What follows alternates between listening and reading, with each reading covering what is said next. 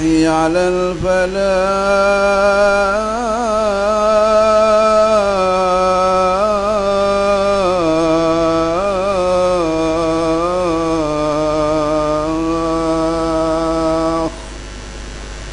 الله أكبر الله أكبر لا إله إلا الله.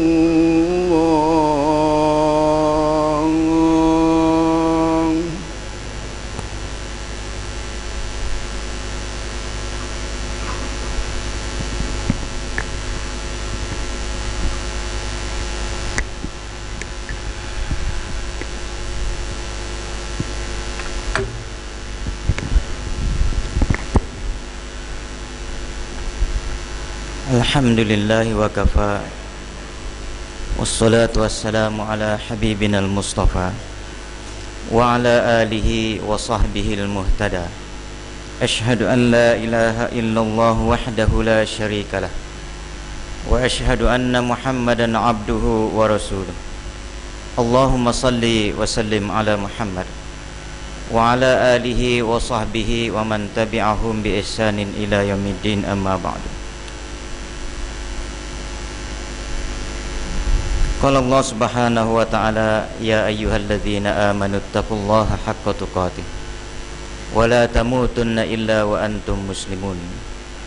Wa qala aidan, ahsiban nasu an yutraku an yaqulu amanna wa hum la yuftanun. Ahasiban nasu an yutraku an yaqulu amanna wa hum la yuftanun. Sadaqallahul azim. Muslimin sedang hadirin yang dirahmati Allah sekalian, Allah Ta'ala dalam ayat Al-Quran meminta kepada kita supaya bertakwa kepadanya dengan sebenar-benar takwa, dan janganlah kita mati melainkan mati di dalam iman dan Islam. Muslimin sedang hadirin yang dirahmati Allah sekalian, ayat yang saya bacakan sebentar tadi, Allah Ta'ala mengemukakan satu persoalan kepada kita. Ahasiban nasu an yutraku an yaqulu amanna wa hum la yuftanun. Apakah manusia itu duk fikir, duk kira bahawa aku buat dia, lepas tu aku biarkan begitu saja, aku buat dia dengan sia-sia, dan juga lepas itu apakah dia fikir bahawasanya cukup dengan dia mengatakan aku beriman, sedangkan dia belum diuji keimanannya. Ahasiban nasu an yutraku an yaqulu. Apakah manusia tu dia fikir aku biarkan dia cukup dengan berkata aku beriman, lepas tu tak payah diuji. Sebagaimana ada budak kata dia dah pandai, tak payah temudega dan tak perlu diuji, maka sudah tentulah tuan-tuan tidak betul. Maka begitulah juga dengan kita manusia ini. Andai kata kita sudah Muslim, andai kata kita rasakan kita beriman kepada Allah, maka sudah tentulah berhajatkan kepada ujian sekali-sekala untuk menentukan keimanan kita kepada Allah. Ujian ini banyak. Zaman Nabi dulu, zaman Nabi Muhammad SAW dan juga Nabi-Nabi sebelum daripada ini, ujian keiman dia adalah cukup kuat, sehingga diseksa dan juga disembelih, dipapah dan juga dipapah dagingnya, dan juga bermacam-macam lagi penyiksaan yang dilakukan untuk menguji sejauh mana keimanan dia kepada Allah Ta'ala. Bilal, tuan-tuan sudah dengar cerita bagaimana diletakkan batu yang panas di atas dadanya, tetapi tetap mengatakan ahad, Allah Ta'ala itu Maha Esa. Ada manusia yang tipis imannya, yang mungkin sesuai untuk kita yang berada di akhir zaman ini, kadang-kala diuji dengan al-khawfu, al-ju', dengan ketakutan, dengan kelaparan, dan macam-macam lagi. Maka semuanya ujian itu Allah Ta'ala uji, nak tahu sejauh mana kita ini ada ke tidak pusing balik kepada Allah Ta'ala kalau sekiranya kita lalai, ataupun kalau kita memang beriman kepada Allah, maka apakah kita apabila diuji dengan sesuatu yang kita tak suka, maka kita boleh terus mendekatkan diri kepada Allah Ta'ala. Tuan-tuan sidang hadirin yang dirahmati Allah Ta'ala sekalian, Allah Ta'ala uji rakan-rakan kita yang berada di Kelantan, Terengganu, Pahang dan tempat-tempat lain. Dan kita tengok Kelantan sama dengan Aceh, tempat yang kuat agama. Allah Ta'ala uji. Kamu banyak pondok, kamu rajin sembahyang, masjid kamu waktu subuh macam waktu Jumaat. Maka sekarang ini aku ingin uji kamu, sejauh mana kamu takut dan beriman kepada aku. Maka tuan-tuan, kita menyaksikan ada di kalangan mereka yang habis sehelai sepinggang, tidak ada apa-apa. Mereka bagaikan baru dilahirkan, terpaksa membina semula hidup baru, lebih teruk daripada orang yang baru berkahwin, yang mungkin ada kereta, ada pakaian, rumah mungkin tak ada sebab baru kahwin. Tetapi mereka ini dengan pakaian, dengan rumahnya habis, dengan wang ringgitnya habis. Di Pahang tempat saya, di Jerantut, dilaporkan oleh rakan menceritakan lebih daripada 300 ekor kerbau dan lembu habis. Ada satu orang memiliki 30 ekor lembu, semuanya habis. Kalau 30 ekor lembu tuan-tuan kali dengan RM2,000, value nilai dia ialah lebih kurang RM60,000 untuk satu orang. Ini Allah Ta'ala uji dia. Apabila diuji begitu, apakah dia terus merapatkan diri dia dengan Allah ataupun dia ghostan? Kerana mungkin pengajiannya yang tidak teguh, yang tidak mantap, maka akan menyatakan, hati kecilnya mengatakan, kenapa aku beriman kepada Allah? Aku orang surau, aku rajin mari ke surau, ke masjid, tiba-tiba Allah Ta'ala uji begini. Maka persoalan ini mungkin timbul.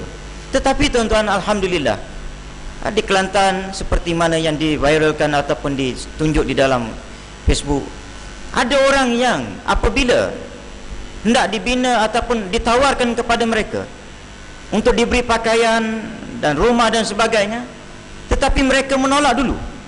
Dia kata, saya nak kain telkong. Ini merupakan ujian, dan cara dia menghadapi ujian itu adalah yang terbaik. Saya nak, kalau boleh, telkong nombor 1.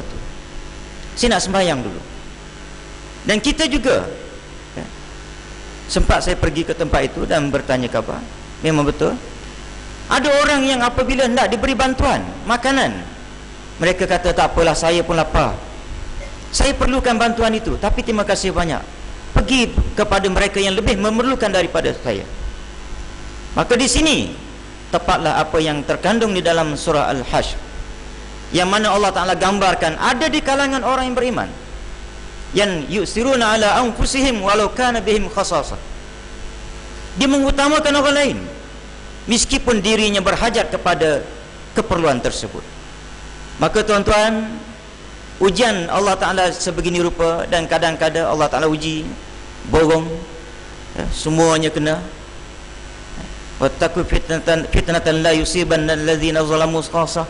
Kita kena takut kepada fitnah yang bukan menimpa orang yang zalim saja, tapi semua, ustaz ke, tok guru, ulama ke, tok Bilal, tok imam, semua kena. Kerana apa dia? Kerana di dalam kawasan itu mungkin ada yang durhaka kepada Allah. Tuan-tuan, saya ingin menyelesaikan satu persoalan. Orang bertanya, kenapa tempat yang baik begitu Allah Ta'ala uji?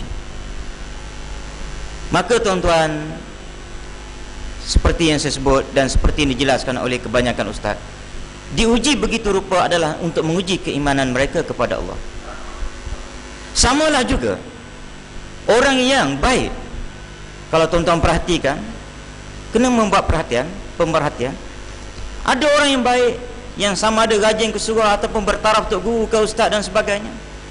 Apabila Allah Ta'ala nak matikan mereka, Allah Ta'ala matikan dalam keadaan cukup terseksa, terpaksa menanggung penyiksaan lebih 2, 3, 4 bulan, kadang-kadang setahun. Seksanya nak mati. Maka orang tanya, kenapa tok guru, ustaz dan sebagainya susah nak mati, sedangkan orang yang sembahyang pun tak menentu, Kadang-kadang sembahyang, kadang-kadang tidak. Ataupun kalau sembahyang pun entah betul ataupun tidak, mudah sangat untuk mati. Tidak ada penyiksaan. Maka jawapan ini tuan-tuan terkandung di dalam kitab. Disebutkan bahawasanya orang yang baik-baik ini, Allah Ta'ala fikir begini: awak baik macam mana pun, awak manusia. Awak tok guru, awak manusia, bukan malaikat. Awak ustaz, awak manusia, bukan malaikat. Awak tu imam, tu Bilal, awak orang surau, rajin ke surau ke masjid, awak tetap manusia. Selagi mana awak bernama manusia, selagi itu awak tidak sunyi daripada melakukan dosa dan maksiat. Tetapi oleh kerana awak baik, kita katakan kalau markahnya melebihi 90%, awak baik, 10% saja lagi tinggal yang dosanya mungkin ada sedikit. Aku sebagai Tuhan yang Maha Adil, aku tetap menghukum kamu. Hukuman kepada orang yang melakukan silap dan salah itu tetap ada. Tetapi oleh kerana kamu baik, orang baik, maka hukuman itu aku settle dalam dunia ini. Sebab hukuman kalau dibawa ke alam akhirat, maka ianya cukup menyeksakan, cukup dahsyat, terlalu seksa. Maka kamu orang baik, aku sayang pada kamu. Aku nak supaya kamu, wahai manusia yang beriman, yang baik-baik, bila masuk dalam kubur, kamu dah siap segala-galanya. Aku sayang kepada kamu. Dan bila berlaku di hari akhirat besok, kiamat, maka tidak ada lagi penyiksaan untuk kamu. Sebab kamu telah diseksa masa hidup dalam dunia. Bila? Iaitulah kemungkinan sebelum itu kamu susah hidup kamu. Dan bila kamu nak mati pula, kamu dapati diri kamu terlalu seksa untuk mati, menanggung susah kerana nak mati. Maka itu adalah sebahagian daripada pembalasan aku untuk kesilapan yang ada pada diri kamu, yang mungkin sedikit. Tetapi tuan-tuan, bagi mereka yang mempunyai banyak kesilapan, kesalahan dan dosanya terlalu banyak, sama ada tak sembahyang ataupun sembahyang tetapi dosanya banyak. Sebab ada orang yang sembahyang, rasuah tetap jalan. Kadang-kadang appointment itu untuk membincangkan rasuahnya, berapa amount dia, berapa banyak, dibuat selepas sembahyang Jumaat. Kita minum teh, kedai mamak sekian-sekian, sembahyang, tetapi dosa tetap dilakukan. Maka orang yang seperti ini, Allah Ta'ala mengambil kira. Sebagai Tuhan yang Maha Adil, aku kena adil. Jahat kamu mesti aku balas. Itu janji Allah Ta'ala kepada manusia. Tetapi baik kamu, walaupun kamu jahat, kamu tidak baik, tetapi ada kalanya kamu sedekah membantu orang lain, kamu tolong orang lain, ada baik kamu.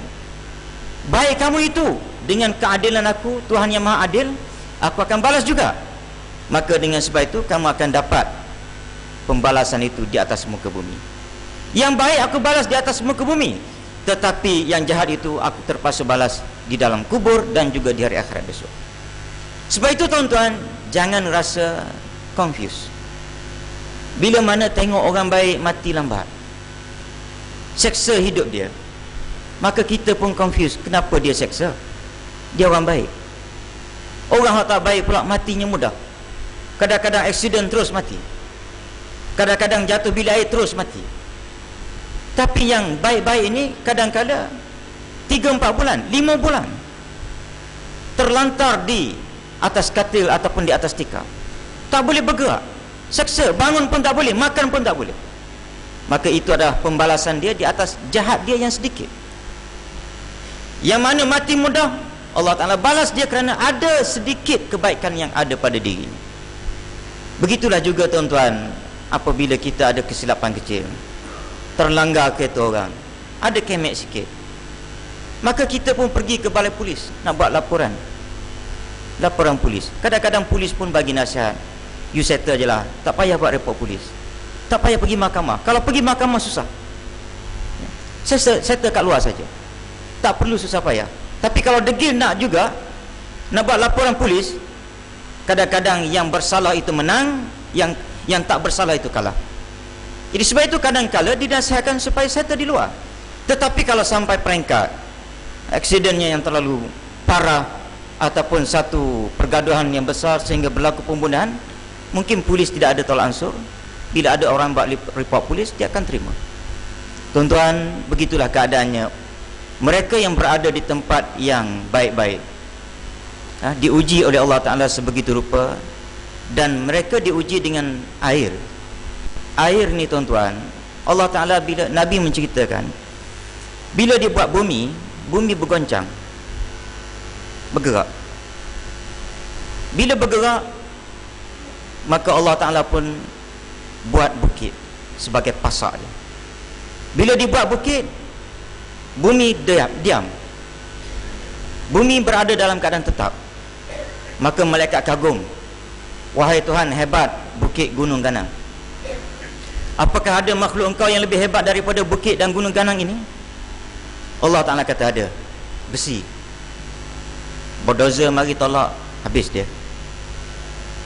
Allah Ta'ala, malaikat tanya lagi, Tuhan, ada yang lebih hebat daripada besi? Ada. Apa dia? Api. Bakar besi, emas ke apa benda semua, habis, hancur, cair.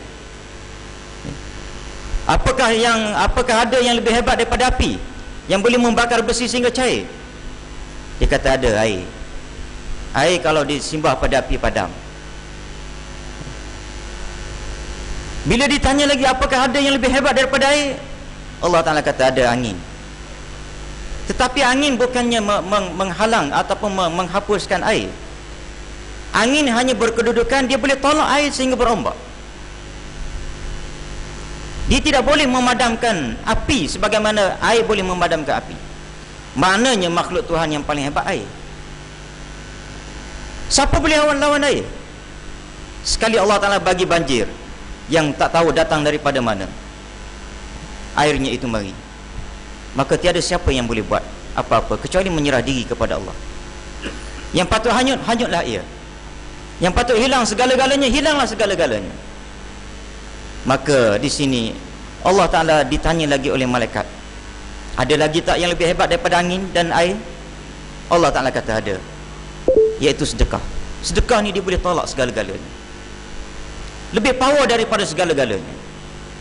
Sedekah yang dibuat oleh satu orang hamba, tangan kanannya bersedekah, tangan kiri tak sedar. Artinya sedekah yang dibuat dengan penuh keikhlasan. Dan seandainya orang itu berniat, bila dia bersedekah itu berniat supaya Allah Ta'ala tolak bala yang mungkin hendak dijatuhkan dan diturunkan kepada dirinya, maka Allah Ta'ala akan tolak bala tersebut dengan kekuatan sedekah yang dia lakukan itu. Aqul qawli hadza wa astaghfirullahal azim lakum wa lisairil muslimin wal muslimat wa huwal ghafurur rahim.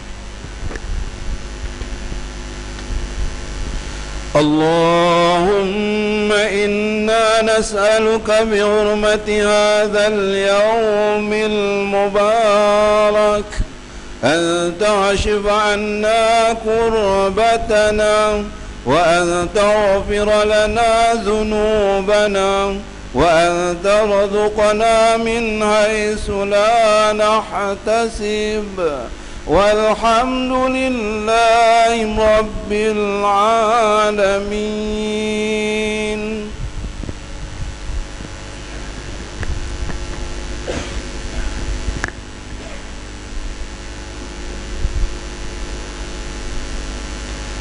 Alhamdulillahilladzi ja'alana minal muslimin wa razaqana minat thayyibat. Asyhadu an la ilaha illallah wahdahu la syarikalah wa asyhadu anna Muhammadan abduhu wa rasuluh. Allahumma salli wa sallim wa barik ala sayyidina Muhammad wa ala alihi wa sahbihi wa man tabi'ahum bi ihsanin ila yaumiddin. Amma ba'du. Fa ya ibadallahi ittaqullah faqad fazal muttaqun. Qala Allah Ta'ala, innallaha malaikatahu yusalluna 'alan nabi ya ayyuhalladzina amanu sallu 'alaihi wa sallimu taslima. Sidang jemaah yang dirahmati Allah sekalian, sekali lagi saya berpesan supaya kita cuba berusaha mencari jalan untuk mendekatkan diri kita kepada Allah, agar kita menjadi orang yang takut kepada Allah. Sebahagian daripada tanda orang yang takut itu adalah takut kepada Allah, ialah dia banyak melakukan sedekah. Seperti mana yang sering kita sebut sebelum ini, sedekah perlu dibuat tiap hari. Sikit banyak itu bukan cerita dia, bukan persoalan ya. Tuan-tuan, dalam konteks ini Masjid Ar-Rahimah masih lagi membuka ruang untuk tuan-tuan bersedekah, khususnya kepada mereka yang dilanda musibah banjir. Dan saya rasa elok kiranya tuan-tuan pergi meninjau, ya, tengok bagaimana dahsyatnya kuasa Allah Ta'ala apabila dia memberi ujian banjir kepada rakan-rakan kita yang berada di Kelantan, Terengganu dan juga di Pahang, Temerloh terutama sekali. Kita pernah pergi. Sebab banjir dia bukan datang setiap bulan, bukan datang setiap tahun, ya, banjir yang seperti ini bukan datang setiap tahun. Yang seperti ini kalau dipahamkan oleh orang-orang tua, kalau kita pergi, lebih kurang 40 tahun dah tak jadi macam ni. Jadi tuan-tuan nak dapat satu orang panggil satu keyakinan bahawasanya kuasa Allah Ta'ala ni besar, kita kena pergi ziarah, ya. Berlaku di Aceh kita mungkin tak mampu nak pergi, tetapi kalau berlaku di Kelantan yang berdekatan dengan kita, seharusnya kita pergi tengok apa yang telah berlaku kepada rakan-rakan kita, supaya tuan-tuan, hati tuan-tuan menjadi lembut. Bila mana tuan-tuan melihat satu kemah yang kecil, itulah tempat rumah sementara rakan-rakan kita yang berada di sana. Yang kecil, lebih kurang 5 kali 6 ataupun 7 kaki. Kemah boleh dilihat. Dan ada yang di kalangan NGO yang mana mendapat bantuan daripada orang ramai telah membuat satu kemah kluster, 10 orang dapurnya kongsi 10 orang. Jadi benda ini kita kena tengok. Jadi sebab itulah maknanya bagi pihak Masjid Ar-Rahimah, kita terus membuka derma dan tong masih lagi ada. Setiap hari Jumaat kita buka. Tuan-tuan bagilah. Lebih-lebih lagi tuan-tuan telah pun dianugerahkan oleh Allah Ta'ala mungkin bonus seperti yang dijanjikan oleh pihak kerajaan negeri ataupun pusat, ya, maka hulurkanlah sedikit bantuan kepada mereka. Dan andai kata ingin memberi sumbangan tersebut pada hari-hari lain, tuan-tuan boleh masukkan dalam 3 peti besi yang ada di masjid ini, ya. Baik, yang keduanya tuan-tuan, pengumuman yang kedua ialah bermula 1 hari bulan 2 tahun ini, kursus haji akan diadakan di Masjid Ar-Rahimah sehinggalah 23 hari bulan 5 tahun 2015. Allahumma salli wa sallim ala sayyidil mursalin wardallahumma an ashabihi wa qarabatihi wa azwajihi wa dzurriyyatihi ajmain. Allahumma ighfir lil muslimina wal muslimat wal mu'minina wal mu'minat al ahya minhum wal amwat innaka sami'un qaribun mujibud da'awat wa ya qadiyal hajat. Allahumma inna nas'aluka wa natawassalu ilaika bi nabiyyikal amin wa nas'aluka bi asma'ikal husna wa sifatikal uzma an tahfaza bi aini inayatikar rabbaniyah wa bi hifzi wiqayatikas samadaniyah jalalata malikinal mu'azzam Sultan Selangor Sultan Syarifuddin Idris Shah Al-Haj Almarhum Sultan Salahuddin Abdul Aziz Shah Al-Haj. Allahumma adimil auna wal hidayata wat taufiq was-sihhata was-salamata mink liwaliyi ahdi Selangor Tengku Amir Shah Ibni As-Sultan Syarifuddin Idris Shah Al-Haj fi amnin wa salahin wa afiyatin bimannika wa karamika ya dzal jalali wal ikram. Allahumma atil umrahuma muslihaini lil muwazzafin war ra'iyati wal bilad wa balligh maqasidahuma li tariqil huda war rasyad. Allahumma rabbana atina fid dunya hasanah wa fil akhirati hasanatan wa qina adzabannar. Ibadallah, innallaha ya'muru bil adli wal ihsan wa ita'i dzil qurba wa yanha 'anil fahsya'i wal munkar wal baghi ya'izukum la'allakum tadhakkarun. Fadhkurullahal azim yazkurkum washkuruhu ala ni'amihi yazidkum was'aluhu min fadlihi yu'tikum wa la dzikrullahi akbar wallahu ya'lamu ma tasna'un.